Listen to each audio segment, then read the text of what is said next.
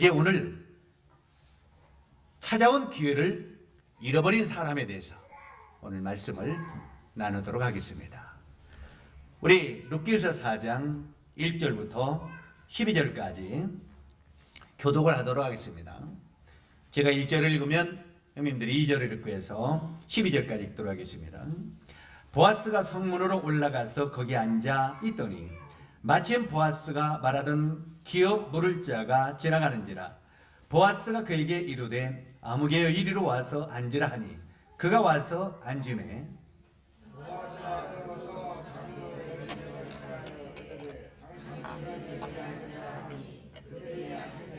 보아스가 그 기업 물을 자에게 이르되 모압 지방에서 돌아온 나오미가 우리 형제 엘리멜렉의 소유지를 팔려 함으로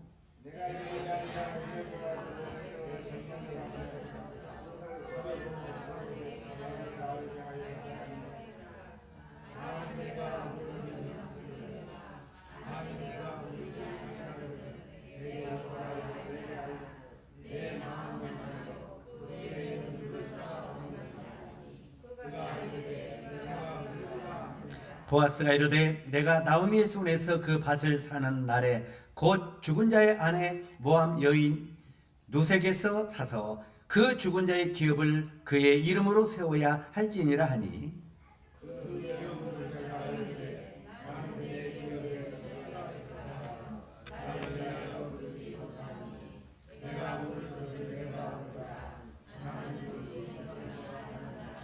옛적 이스라엘 중에는 모든 것을 무르거나 교환하는 일을 확정하기 위하여 사람이 그의 신을 벗어 그의 이웃에게 주더니 이것이 이스라엘 중에 증명하는 전례가 된지라.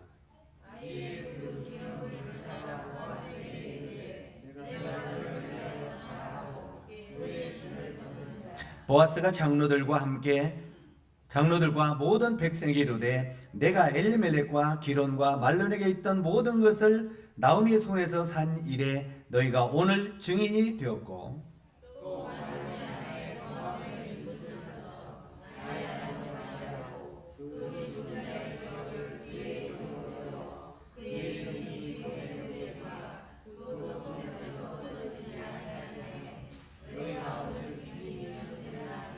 성문에 있던 모든 백성과 장로들이 이르되 우리가 증인이 되었나니 여호와께서 내 집에 들어가는 여인으로 이스라엘의 집을 세운 라헬과 레아 두 사람과 같게 하시고 내가 에브라스에서 유력하고 베들레헴에서 유명하게 하시기를 원하며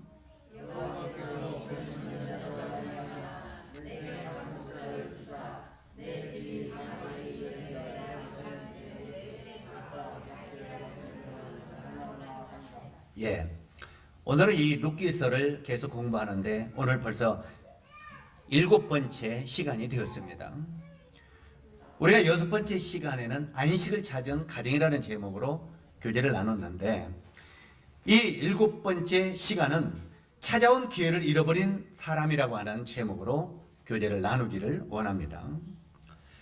사람들은 이 세상을 살다가 자기 자신에게 찾아온 기회를 잃어버리고 나중에 몹시 후회하는 이런 사람들이 굉장히 많습니다. 여기 이 본문에도 기회를 잃어버린 한 무명인이 등장하고 있습니다. 이름이 여기 있습니까 없습니까? 한 무명인이라고만 기록이 되어 있습니다. 이 무명인이 등장하는데 그는 보아스보다 엘리멜렉과 더 가까운 친척이라고 기록되어 있습니다.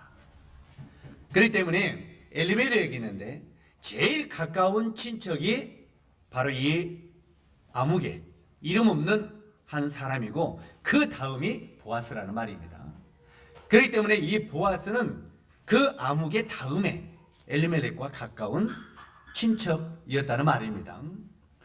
우리가 이 1절을 보면은 보아스가 성문에 올라가서 거기에 앉았더니 마침 보아스가 말하던 기업 물을 자가 지나는지라 보아스가 그에게 이르되 아무여 이리로 와서 앉으라. 그가 와서 앉으매 어느 날 정말 이 보아스가 이제 성문 앞에 이렇게 앉아 있었습니다.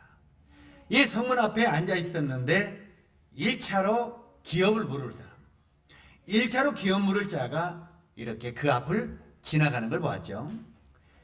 이 보아스는 그 기업 물을 자가 지나가는 것을 보면서 장로들을 초청해서 그 장로들 앞에 이렇게 말합니다. 아무개요, 당신은 룻과 나오미의 인생을 책임지겠느냐? 이렇게 물어봅니다. 지금 이 나오미와 룻은 모압 땅에 모든 걸 팔고 가서 다 잃어버렸죠. 남편도 잃어버리고 두 아들도 잃어버리고 그 다음에 두 며느리를 3명의 과부가 이제 예루살렘 아니 이 베들레헴으로 돌아오다가 오르바도 떠나버렸죠. 큰 며느리도. 그래서 이 오르바도 그때 시어머니에게 입맞추고 떠나가 버렸습니다. 그리고 둘째 며느리인 이 룻은 끝까지 이 시어머니를 쫓아서 베들레헴으로 왔습니다. 이 베들레헴의 의미는 떡집이라는 의미라고 그랬죠. 실제로 이 떡집에 돌아와서 이제는 거기서 그 떠날 때 자기가 가지고 있던 모든 땅을 다 팔고 떠났습니다. 우리 이스라엘에서는 그 땅을 어떻게 판다는 건 지난번에 말씀드렸죠.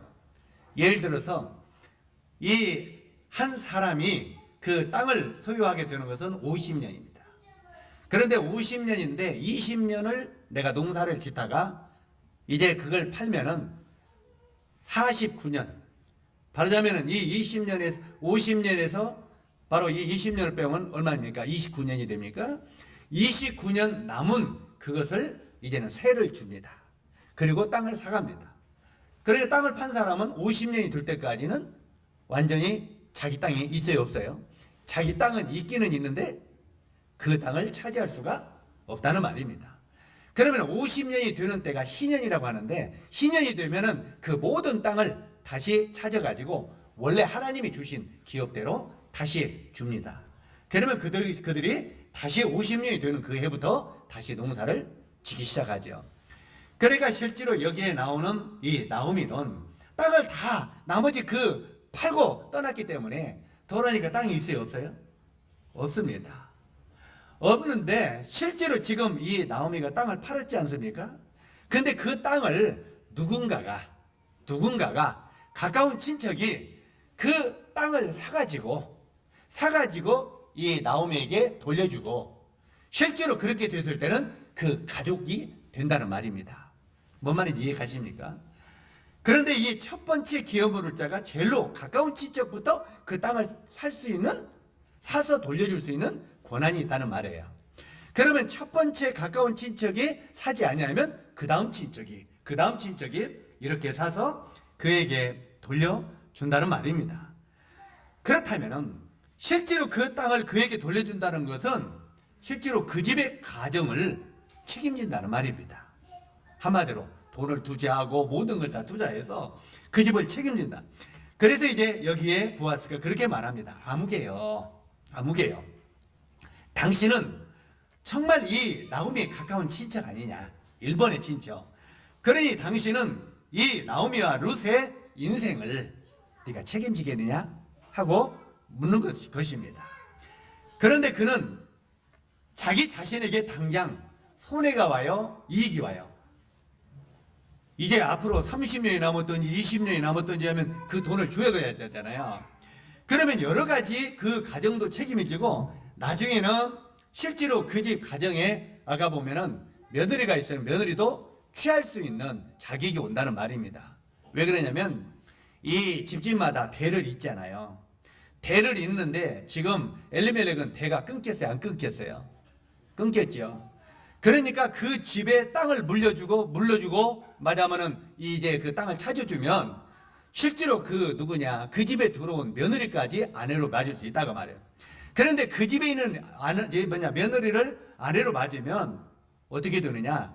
실제로는 이 보아스는 자기 집 대가 자기 집 족보로 물려가는 게 아니라 엘리멜렉 족보로 물려간다 그 말이에요. 뭔 말인지 이해 가십니까? 그렇기 때문에 누가 일을 하겠느냐 그 말이에요. 누가 이런 일을 하려고 하는 사람이 없죠. 그렇게 하면서 실제로 그 사람에게 물어봤을 때 당장에 자신에게 미칠 손해를 생각하여 이 무병인은 처음에는 모르겠다고 했다가 나중에 못하겠다고 거절하는 것을 보게 됩니다. 실제로 여기에 이 문명인이 바로 그 룻을 맞이하고 그 집의 모든 그 재산들을 물려줄 이것을 거절함으로 말미암아 여기 나오는 이 무명씨는 세 가지 기회를 잃어버리게 됩니다. 세 가지 기회를 상실하게 되는데, 첫 번째는 룻의 남편이 될 수 있는 절호의 기회를 상실하게 됩니다. 원래 하나님의 뜻은, 이번에 우리 메시지를 들으면서 항상 내 생각을 버리고 하나님의 생각, 하나님의 뜻이 무엇인지를 생각하라고 그랬죠. 그런데 여기 지금 하나님의 뜻은 이 룻을 통해서 나중에 메시아의 족보에 예수 그리스도가 태어날 이것까지도 하나님의 계획 속에는 있어요, 없어요? 있죠. 하나님의 계획 속에는. 그런데 실제로 이 룻의 남편이 될 수 있는, 어떻게 보면 메시아의 족보에 끼어들 수 있는 영광을 바로 이 무명씨는 거절하게 됐다 그 말이에요. 상실하게 됐다 그 말입니다. 그 다음에 두 번째는, 자, 이 두 번째도 지금 첫 번째 제가 설명을 했습니다만 예수 그리스도의 족보에 들어갈 수 있는 기회를 상실해 버립니다. 첫 번째는 룻의 남편이 될 수 있는 절호의 기회를 상실하고, 두 번째는 예수 그리스도의 족보에 들어갈 수 있는 기회를 상실합니다. 그리고 세 번째는 하나님의 나라와 이스라엘 역사에 이름을 남길 수 있는 기회를 상실하고 맙니다. 바로 이 무명씨가요. 이 세 가지를 상실하게 되는데, 왜 이 무명씨는 이런 기회를 상실했느냐 하는 말입니다. 오늘 우리들에게 들려주는 교훈은 왜 이 무명씨가 자기에게 주어질 이런 기회를 왜 상실했을까 하는 말입니다. 그는 구속자가 될 수 있는 충분한 능력이 있는 사람입니다. 왜요? 바로 엘리멜렉의 일본에 가까운 친척이기 때문에, 실제로 이 엘리멜렉의 그 족보를 통해서 메시아를 주님이 이 땅에 보이신다고 하는 계획을 갖고 있기 때문에 실제로 이런 능력이 있는 사람이 일본순입니다. 4절에 보면은 처음에는 이 무명인이 그 나오미의 그 땅을, 또 나오미의 모든 것을 내가 물으겠다고 말합니다. 맞으면 자기가 변상하고 그걸 얻겠다, 그 자격을. 그러나 가만히 아마 주파를 튕겨보니까 이익보다는 손해가 많을 것 같은 생각이 왔다는 말입니다.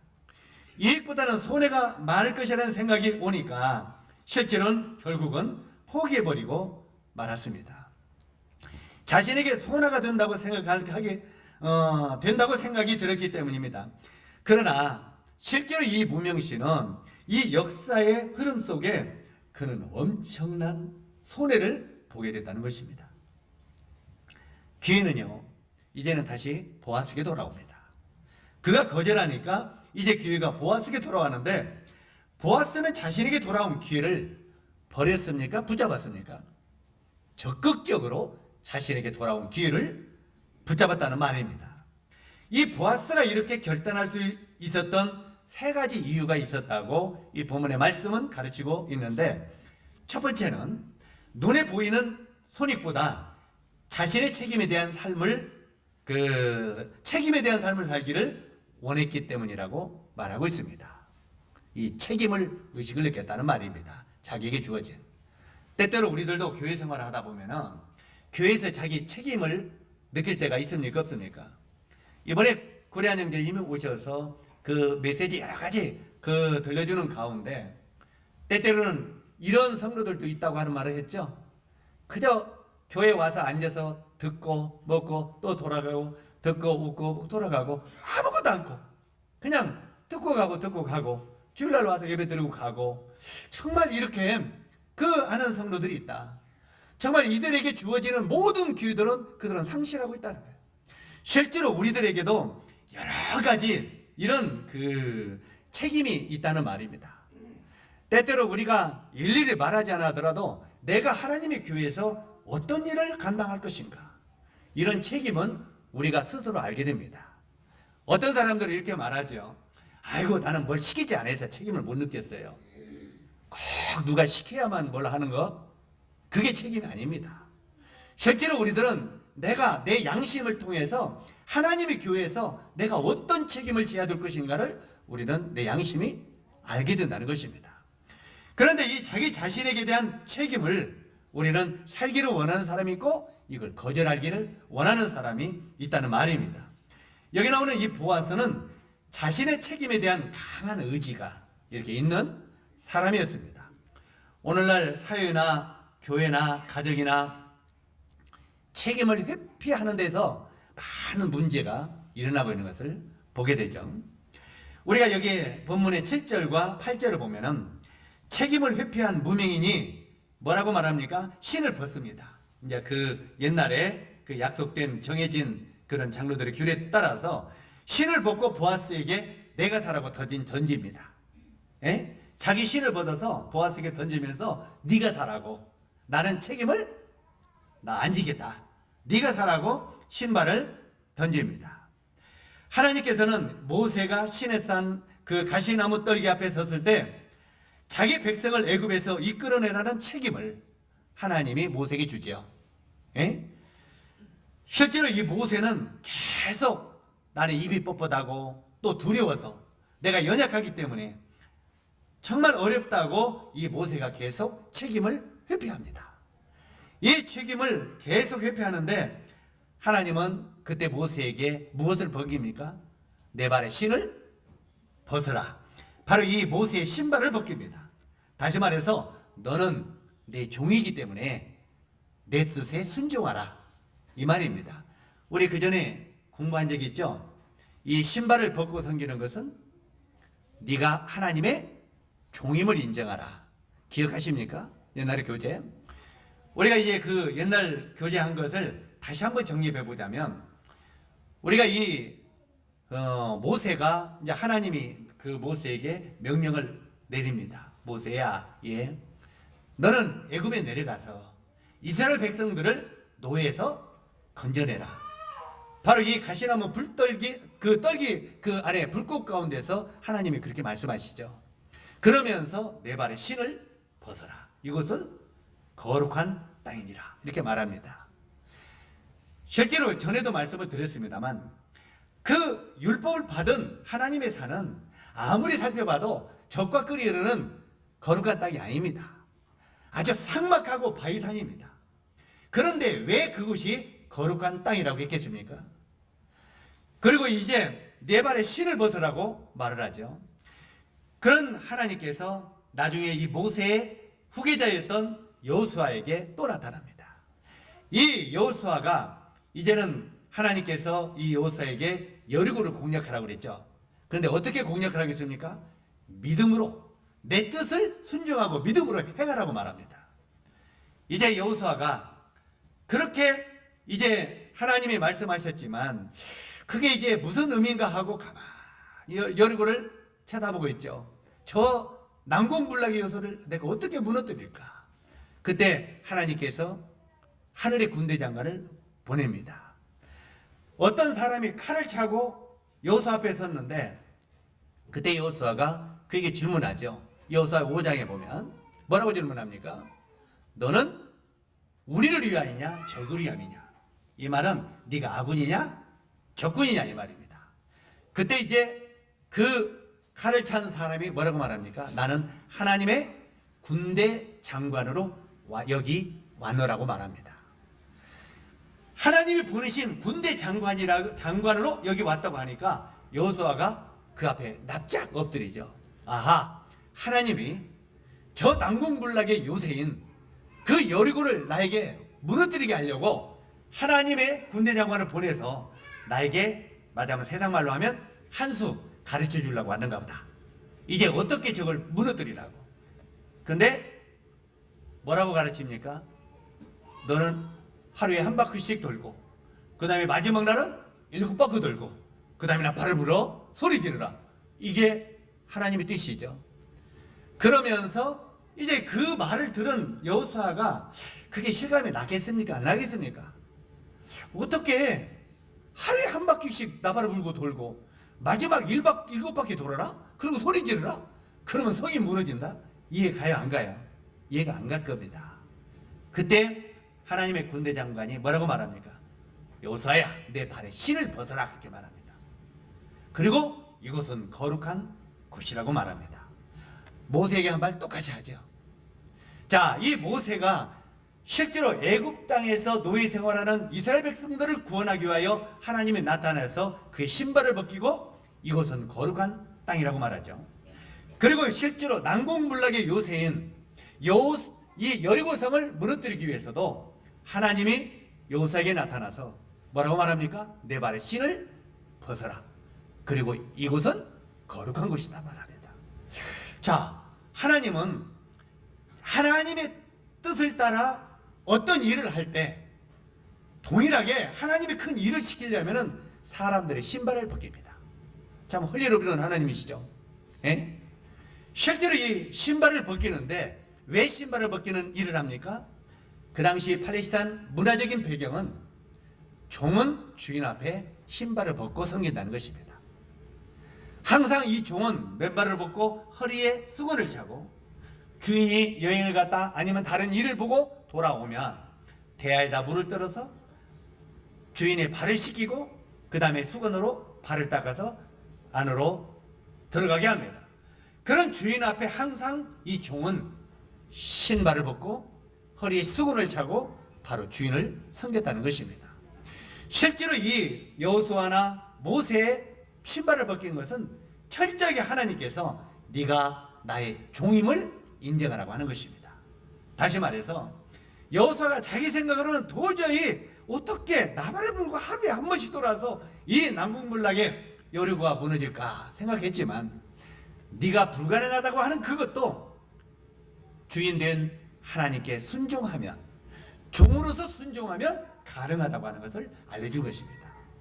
그때 이제 여호수아가 신발을 벗죠. 그리고 여호수아하고 바로 이 모세에게 똑같이 나타나서 이 땅은 뭔 땅이라고요? 거룩한 곳이라고 말하고 있죠. 그러면 실제로 지금 여호수아가 서 있는 곳이 거룩한 땅입니까? 여리고입니다. 여리고는 타락된 도성입니다. 맞습니까? 타락되고 아주 그냥 죄가 관영한 타락된 도성인데 어찌 그 땅이 거룩한 곳이겠습니까? 하나님은 실제로는 어떤 물질적인 땅을 이야기한 것이 아니라 내가 너희와 함께 하는 곳이 거룩한 곳이라고 하는 말입니다. 실제로 우리들은 항상 하나님이 나와 함께 하시면 그곳이 거룩한 곳이라고 말해요. 그리고 그곳이 하나님이 역사하는 곳이다 그 말이에요.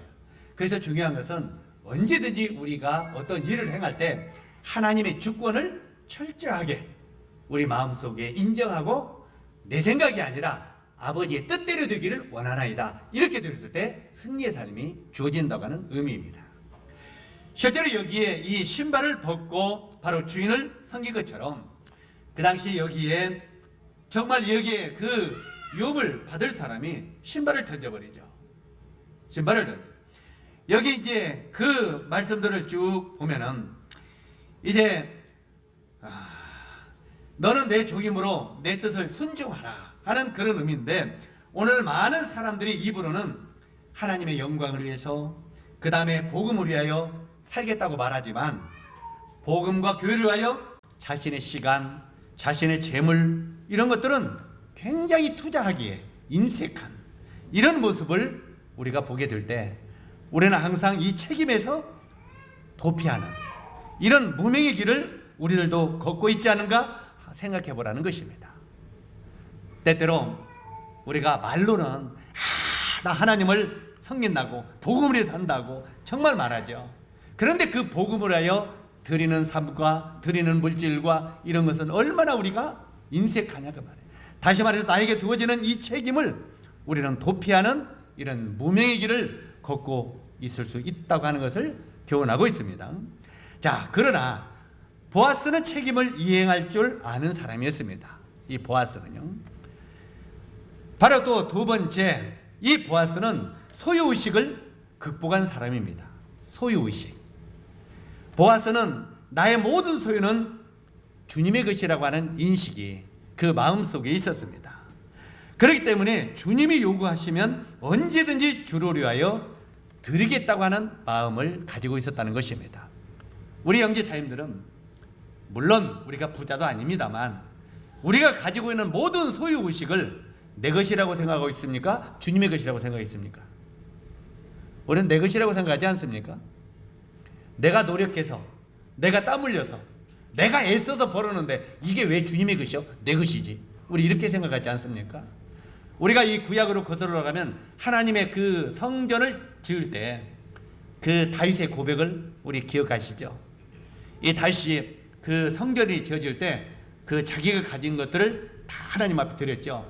금 몇천 달란트, 은 몇 달란트 전부 드렸죠. 그러면서 나중에 이 다윗이 뭐라고 고백합니까? 주님이 나에게 주셔서 나에게 보관하고 있는 것을 내가 주께 되돌려 드렸을 따름이니이다. 이게 다윗의 고백입니다. 뭔 말인지 이해가십니까? 이 다윗이요, 자기가 많은 걸 갖고 있었어요. 그러나 이 다윗은 자기가 많은 걸 갖고 있어도 그것을 자기 거라고 생각하지 않았다는 거예요. 실제로 여호와 하나님께서 나에게 맡긴 것을, 참신에게 맡긴 것을 내가 여호와께 되돌렸을 따름이니다. 이게 다윗의 고백입니다. 그렇기 때문에 철저하게 이 다윗은 소유의식을 자기 것이라고 인식하지 아니하고 하나님의 것이라는 바로 인식을 하고 있었다는 말입니다. 여기 나오는 이 보아스도 나의 모든 소유는 주님의 것이니 주님이 요구하시면 언제든지 주를 하여 드리겠다는 그런 마음을 가진 사람이 바로 이 보아스입니다. 자, 대를 지으며 엘리멜렉으로 전가시킨 것은 자신의 대를 포기한 것입니다. 이 말 다시 설명할까요? 바로 이 보아스도 자기 대가 있어요, 없어요? 자기 대가 있습니다. 그러죠? 자기가 아들을 낳으면 그 아들이 손자를 낳고, 그래가지고 이것은 보아스의 계보 이렇게 나와야 되잖아요. 그런데 실제로 이 땅을 사서 그게 물려주고 그의 그 룻을 자기 아내로 취하면은 자기 계보를 포기하고 엘리멜렉의 계보로 자기가 어떻게 보면 양자같이 들어가는 것입니다. 이해 가십니까? 자기 계보를 포기하고 양자가 돼서 저직 계보를 이어주는 거, 오늘날 우리가 이해가 갑니까? 좀 어렵잖아요. 그런데 실제로 여기에 나오는 이 보아스는 자신의 대를 지금 포기하고 있는 것입니다. 우리가 시편 24편 1절에 보면 땅과 거기 충만한 것과 세계와 그 중에 거하는 자가 다 여호와의 것이니라. 그러니까 여기에 나오는 이 보아스는요, 자기의 계보나 엘리멜렉의 계보나 어떤 계보든지 간에 우리의 모든 생명의 존재는 다 여호와의 것이라고 하는 것을 인정하고 있다는 것입니다. 뭔 말인지 이해가죠? 실제로 예를 들어서 우리 박연희 계보는 누구게 뭔 계보입니까? 결국은 거슬러 올라가면 아담의 계보고요. 우리가 똑같은 계보고 이것은 하나님의 계보라는 거예요. 그런 마음으로 바로 이 보아스는 섬겼다는 말입니다. 자, 그 다음에 세 번째 보아스는 하나님의 뜻대로 살기를 원했습니다. 성경은 처음부터 마지막까지 하나님은 구속사시고 또 자기 백성을 보호하시는 분이라고 기록되어 있습니다. 맞습니까? 이 보아스도 주님의 말씀처럼 구속자로, 그 다음에 보호자로 이렇게 여기고 자기 십자가를 지고 주님의 뒤를 따른 그런 사람 중에 하나입니다. 성경에 보면 너희는 너희 십자가를 지고 나를 따르라고 그랬죠. 어떻게 보면 우리 예수님은요, 하나님의 독생자입니다. 그래 안 그래요? 그런데 우리를 위하여 모든 걸 버리셨어요. 그리고 우리의 계보가 되셨다는 말입니다. 우리의 계보가. 그래서 예수님은 우리의 믿는 자들의 맏아들이 되셨다고 그랬잖아요. 맞습니까? 우리의 계보를 그분이 이루셨다고 말이에요. 다시 말해서 우리들이 예수 그리스도의 그분의 헌신과 희생 때문에 우리가 하나님의 계보로 우리가 옮겨질 수 있게 되었다는 말입니다. 뭔 말인지 이해가십니까? 실제로 여기에 지금 이 보아스가 바로 이 구속자로 보호자로 자기 십자가를 지고 주님의 뒤를 따른 이런 의미입니다. 자, 이런 결단을 한 보아스가 나중에 손해를 봤습니까? 자기 모든 계보를 다 포기하고 엘리멜렉의 계보로 들어간 이 보아스가 손해를 받느냐 하는 것입니다. 결국은 아니라고 하는 것입니다. 하나님은 지금도 보아스를 굉장히 높이고 계시죠. 이 보아스를 높이고 계시고, 그러나 조그마한 자신의 손실 때문에 주어진 자신의 책임을 포기했던 이 무명인 친척, 손해 때문에 이 무명인 이 친척은요, 하나님은 그 이름을 가치 없게 생각했어요. 지가 지금 손해 본다고 그걸 포기했던, 계보를 포기했던 이 무명인은요, 하나님도 그 이름을 가치 없게 생각해서 성경에는 그 이름이 있습니까, 없습니까? 성경에도 이름 하나가 없어 버려요. 성경에 좀 나쁜 사람, 악인도 이름이 있습니까, 없습니까? 있지요. 그런데 그 계보를 포기하고 그 선택을 포기한 여기 나오는 무명인은 이름조차도 없어 버려요. 하나님은 그 이름을 어떻게 보면 기념책에서 어떻게 지워버렸다는 겁니다. 그 기억도 안 했다는 말입니다. 그래서 이 성경에는 이름 하나도 없고 뭐라고 써 있어요? 무명인이라고 기록이 되어 있습니다. 다시 말해서 세상에 존재하기는 했지만 그 이름을 가치 없는 이름으로 살았다는 것입니다. 오늘날 우리들도요, 정말 우리가 세상에서 귀한 이름을 갖고 하나님 안에서는 그리스도인이라고 하는 귀한 이름을 가졌지만 실제로 우리들도 우리 이름이 가치 없는 인생을 살 수 있다고 하는 것입니다. 자신의 책임을 포기했던 무명인 친척은 정말 이 하나님이 그 이름도 가치 없게 생각하여 성경은 그 이름도 기억하지 않고 사라져 버렸다고 하는 것입니다. 우리 형제 자매님들은 이 서글프고 쓸쓸한 이야기를 대수롭지 않게 생각하지 마시기 바랍니다. 여기 보면 이 이야기가 어떻게 보면 서글픈 이야기죠. 그리고 쓸쓸한 이야기입니다. 그렇다고 우리들도 이 이야기를 대수롭지 않게 생각하지 말라고 하는 것입니다. 왜냐하면 오늘날 우리들은 하나님의 위대한 계획 앞에 하나님은 우리가 사용되기를 원하고 있다는 것입니다. 이번에 계속 하나님이 우리를 사용하시기를 원한다는 메시지를 우리에게 주셨죠. 실제로 오늘날 우리들은 하나님의 위대한 계획 앞에 사용되기를 원하는데 우리에게도 실제로 우리에게는 이 무명인처럼 어떻게 보면 선택의 기로가 항상 우리 앞에 서 있다고 하는 것입니다. 정말 우리가 그리스도인으로서 어떤 삶을 살 것인가, 이런 선택의 기로는 오늘날도 변함없이 우리들에게 제시하고 있다고 하는 것입니다. 하나님의 나라와 복음을 위해 또 주님의 몸된 교회를 위하여 우리는 어떤 자취를 남기기를 원하고 계십니까? 우리 형제 자녀들은 어떤 자취를 과연 남기기를 원하고 있는가 지금 질문하고 있습니다. 우리의 이름은 생명책과 기념책에 기록이 됩니다. 생명책에 기록되는 것은 천국과 지옥 가는 책의 기록이죠. 누구든지 생명책에 기록되지 못한 자는 불못에 던지우더라. 이건 천국과 지옥 가는 생명책입니다. 그 다음에 성도들이 한 행적을 기록한 책을 성경은 기념책이라고 말합니다. 우리의 모든 행위가 우리가 구원받고 난 이 기념책에는요, 구원받기 전 사람들은 기록이 안 됩니다. 왜 그렇습니까? 그들은 멸망으로 떨어지는 인생이기 때문에 기념책에 기록할 가치가 있겠어요, 없겠어요? 없습니다. 바로 이 기념책에는 구원받은 그리스도인들만 기록이 됩니다. 그런데 그리스도인들의 이름만 기록이 되겠습니까? 각각 행한 대로 기록이 된다는 것입니다. 우리가 구원받기 전에 우리의 행적은 기념책에는 하나도 기록이 안 됩니다. 왜? 하나님은 그것은 무가치한 삶이기 때문에. 우리가 구원받기 전의 삶은 하나님이 보실 때는 무가치한 것입니다. 그렇기 때문에 하나님의 기념책에는 구원받기 전의 생활은 내가 그때 막 천만금을 드렸든지 버렸든지 내버렸든지 썼든지 아무것도 기억이 없어요. 단 구원받고 난 뒤에부터 나의 그리스도인으로서 하나님을 향하여 어떻게 살았는가, 이것들이 차곡차곡 기록이 된다는 것입니다. 우리들은 때때로 이렇게 말할 수 있습니다. 아이고, 나 구원받은 지가 20년 됐어. 구원받은 지가 30년 됐어. 자기가 구원받은 연수를 자랑할 수가 있습니다. 그러나 하나님 앞에 섰을 때 과연 그 나에게 주어진 그리스도 안에서 10년, 20년, 30년의 세월이 어떻게 기념책에 기록이 되어 있는가를 이 말씀을 통해서 우리들에게 묻고 있는 것입니다. 너의 이름은 과연 하나님의 상급의 심판대 앞에 어떻게 기록되기를 원하느냐? 이것을 지금 이 보아스를 통해서, 무명인을 통해서 우리에게 제시해주고 있는 것입니다. 다시 반복합니다. 우리의 이름은 생명책에는 기록이 되어 있습니다.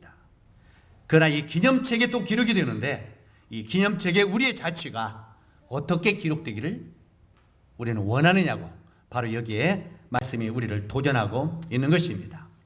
우리가 사무엘상 2장 30절에 보면은 이런 말씀이 있습니다. 굉장히 좀 두려운 말씀인데, 사무엘상 2장 30절에 한번 저를 따라서 읽으시면 좋겠습니다. 나를 존중히 여기는 자를 내가 존중히 여기며 나를 경멸히 여기는 자를 내가 경멸히 여기리라. 우리 주님이요, 나를 존중히 여기는 자를 내가 존중히 여긴다. 우리 형제 자님들이 주님을 존중히 여기고 정말 그분의 이름을 높이고 그분이 원하는 뜻을 위하여 우리 삶을 드린다면 그분이 우리를 굉장히 존중히 여기고 우리를 높이신다는 것입니다. 그러나 우리가 그분을 경멸히 여기면, 경멸히 여기고 그분을 등하시 여기고 그분을 무시하면서 우리가 인생을 산다면 그분도 우리를 경멸히 여기신다고 말하고 있습니다. 형제 자님들은 여기 나오는 무병인처럼 나 자신에게 찾아오는 기회를 잃어버리고 영원히 후회하는 이런 삶을 살지 않게 되기를 바랍니다. 여기 나오는 이 무명인은 대대로 얼마나 후회하면서 살았겠습니까? 아마 이 무명인이 오늘날 살아가지고 오늘날 바로 이 룻기서를 펼친다고 해보세요. 룻기서를. 자, 그랬다면 지금 어떤 후회를 하겠습니까? 내가 왜 이렇게 나에게 찾아오는 이런 기회를 버렸을까? 아마 땅을 치고 후회해도 지나간 세월은 그에게 다시 되돌아오지 않습니다. 자, 그 뒤에 여기는 무명인이라고 하는 이름이라도 기록되어 있죠? 그 뒤에는 무명인의 이름이 성경 전체에 있습니까? 없습니까? 없죠. 우리가 전에 룻기서를 공부하면서 망각 속에 잊혀진 여인, 누굽니까? 오르바죠. 바로 이 큰 며느리 오르바도 그때 시어머니 바로 이 나오미를 쫓아서 베들레헴에 왔다면 아마 하나님께서 이 오르바를 얼마나 또 높이실지 모르겠습니다. 그런데 이 오르바는 그 고생의 길을, 고난의 길을 나는 가지 않겠다고 시어머니에게 입맞추고 모압으로 되돌아갑니다. 실제로 이 고난의 길을 포기하고 모압으로 되돌아간 그 오르바, 그를 우리는 망각 속에 잊혀진 여인이라고 말합니다. 그 오르바의 이름은 그 뒤에 한 번도 성경에 다시 기록되지 않습니다. 여기 나오는 무명인도 바로 이런 놀라운 자기에게 찾아온 기회를 버렸을 때 이 무명인의 그 이름은 후대에 한 번도 기록이 없습니다. 그런데 보아스는 어땠습니까? 그 손해를 각오하고 그 주님의 뜻을 순종했을 때 바로 이 보아스의 이름은 신약까지 영원 대대로 계속 기록이 되어 있습니다. 우리가 이 마태복음에 보면은 바로 이 보아스를 통해서 누구를 낳고 나오죠? 바로 이 주님의 족보에 보아스의 이름은 대대로 이렇게 생명책에 또한 기념책에 기록이 되는 것을 보게 됩니다. 우리 형제 자매님들도 우리들에게 찾아오는 이런 기회를 우리가 놓치지 않기를 바랍니다. 전도할 수 있는 기회, 헌신과 봉사할 수 있는 기회, 드릴 수 있는 기회가 찾아오거든 이 보아스처럼 자기에게 찾아온 어떻게 보면은 차선의 기회죠. 이 보아스는 지금 최선의 기회입니까? 최선은 다른 아무개죠. 그래 안 그래요? 1차는 아무개요. 그런데 실제로 보아스는 그의 차선이에요. 그런데 보아스는 자신이 찾아온 차선의 기회라도 바로 이 놓치지 않았다는 것입니다. 차선의 기회라도 놓치지 않고 잘 붙잡아 영광스러운 이름을 영원히 남기는 그리스도인이 되기를 원하는 것이 이 본문이 우리들에게 제시하는 하나님의 뜻입니다. 오르바도 이 아무개도 망각 속에 잊혀져 버렸습니다. 오늘 이 말씀이 우리 형제 자님들에게 큰 도전이 되기를 바랍니다. 우리도 오르바처럼 이 아무개처럼 우리에게 찾아오는 기회를 그것을 버림으로 말미암아 정말 하나님이 나중에 우리를 부르셔서 상급을 줄 때 아무개 이야 하고 부르겠죠? 아무개야 하는데 너의 기념책을 가지고 와라. 막말로 이 기념책을 가져가서 딱 펼칩니다. 펼쳤을 때 아이고 너에게는 이런 기회를 너는 포기했구나. 너에게는 이런 축복의 기회를 너는 또 포기했구나. 너는 이런 기회를 또 포기했구나. 나중에 보니까 포기. 너에게는 정말 상을 줄 것이 없구나. 이런 부끄러운 이름으로 우리가 주님 앞에 나타나면 되겠습니까? 그랬어요? 안 그러겠어요? 정말 우리가 적은 일이라도 정말 이름 없이 빛도 없이 주님을 섬긴다 할지라도 충성스럽게 정말 우리에게 찾아온 기회를 조금이라도 놓치지 않고 참여할 때 주님은 그것을 잊지 않고 기억하실 것입니다. 우리 어제 그 집회 때 말씀을 들은 것처럼 그 말씀이 저도 생각나는데 거기 보면 서기관과 바리새인들과 많은 부자들이 많은 연보를 했다고 해서 안 했다고 했어요. 했다고 그랬죠. 그런데 나는 이렇게 했다. 근데 과부는 아주 적은 엽전 두 냅돈을 드렸다고 그랬죠. 그는 자기 생활비 전부를 넣었느니라. 이 말은 우리가 크고 작은 게 아니라 나에게 주님을 섬길 수 있는 기회가 찾아올 때 그 기회를 크고 작고 상관없이 놓치지 말라고 하는 의미 아니겠습니까? 우리는 우리에게 찾아오는 그런 기회를 정말 놓치지 아니하고 정말 나중에 우리 주님이 그분 앞에 기념책이 펼쳐질 때 쫙 보면서 적게라도 쭉 충성스럽게 주님을 위하여 나에게 찾아온 기회를 놓치지 않고 드렸다면 주님이 그렇게 말하지 않겠습니까? 잘하였다 착한 종아, 내가 적은 일에 충성하였으니 많은 것을 차지하라. 이 말씀을 우리가 듣게 되지 않겠습니까? 이 말을 듣는 우리 형제 자매들이 되기를 바랍니다. 이 말씀들이 우리 형제 자매들에게 축복이 되시기를 바랍니다.